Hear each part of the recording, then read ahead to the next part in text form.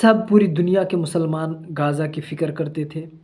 Gaza का future सोचते थे, गाज़ा में जो मुसलमान मारे जाते थे उनके बारे में सोचते थे। लेकिन जब से ये सीरिया का वार शुरू हुआ है, सब कुछ ख़त्म हो चुका है। लोग आधा से ज़्यादा लोग आधा से ज़्यादा क्या बोले, लगभग ज़्यादा ही करके सब लोग गाज़ा को भूल चुके हैं और सबकी नज़र बस सीरिया पर है। दोस्तों, इसमें इज़राइल की बहुत बड़ी चाल है। इज़राइल की इसमें इतनी बड़ी चाल है, मैं आप लोगों को बताता हूँ। जब इज़राइल कमज़ोर होने लगा, जब इज़राइल की ताकत कम होने लगी, जीडीपी गिरने लगा, तो इज़राइल ने दूसरा पैंतरा अपनाना शुरू कर दिया। दोस्तों, दूसरा पैंतरा उसने क्या अपनाया कि उसने ये जो संगठन है शिया सुन्नी करवा कर इन लोगों को पहले कमज़ोर किया जाए। इज़राइल का सबसे पहले मकसद यही था दोस्तों, और उसने वही काम किया। दरअसल ऐसा हुआ कि लेबनान की जंग में हमास से इज़राइल तो कमज़ोर हुआ, और उसके बाद में जब लेबनान में हिज़्बुल्लाह के साथ इज़राइल का आमना सामना हुआ तो उसमें इज़राइल को काफ़ी बड़ा नुकसान हुआ दोस्तों।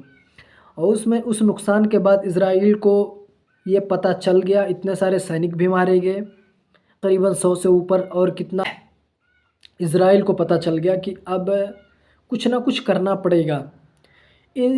इनसे अगर जीतना है तो पहले इन संगठनों को कमज़ोर करना पड़ेगा। दोस्तों, इज़राइल को पता था, इसीलिए इज़राइल ने इस पैंतरे को अपनाया और शिया सुन्नी करवा दिया। दरअसल मामला ये है कि अगर शिया सुन्नी हो जाएगा, सीरिया के रास्ते ईरान, सीरिया के रास्ते हथियार वगैरह हिज़्बुल्लाह और हमास तक पहुंचाता। अब इन लोगों को ऐसा लगा कि जब ये सीरिया का तख्ता पलट हो जाएगा, ये सीरिया में शिया सुन्नी कर देंगे तो ये हथियार हिज़्बुल्लाह तक पहुंच ही नहीं पाएगा, और जब हिज़्बुल्लाह तक हथियार पहुंचेगा ही नहीं, लेबनान पे भी इज़राइल कब्ज़ा कर लेगा, और उसका ग्रेटर इज़राइल बनने का जो सपना है वो भी पूरा हो जाएगा। इज़राइल की इसमें बहुत बड़ी चाल है दोस्तों, इसीलिए इज़राइल ऐसा काम रास्ता ये पैंतरा अपनाया।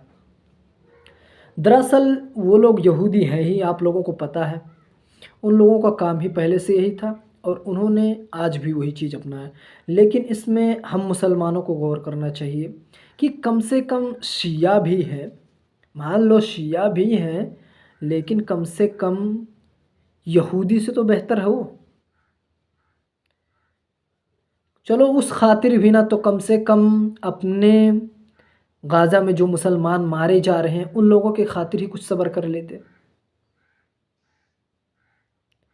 अब हमास भी अकेला पड़ जाएगा, हिज़्बुल्लाह भी अकेला पड़ जाएगा, 60 दिन का सीज़फायर है, उसके बाद फिर इज़राइल बम गिराएगा, फिर वही कारनामा चालू हो जाएगा।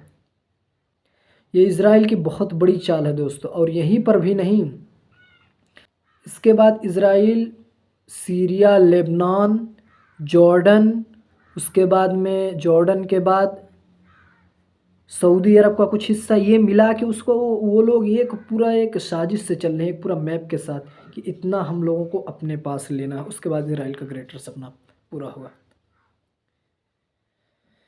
बहरहाल हम लोग क्या ही कर सकते हैं।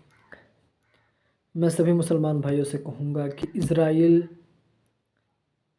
जो ये नरसंहार कर रहा है, आप लोग उसके ख़िलाफ़ बद्दुआ कीजिए और अल्लाह से दुआ करें गाज़ा और फ़िलिस्तीन और लेबनान और सीरिया, जो कुछ भी जहाँ के भी मुसलमान मारे जा रहे हैं, जिनके ऊपर जुल्म हो रहा है, अल्लाह उनको आसानी फ़रमाए, अल्लाह उनको इस जुल्म से निकाले।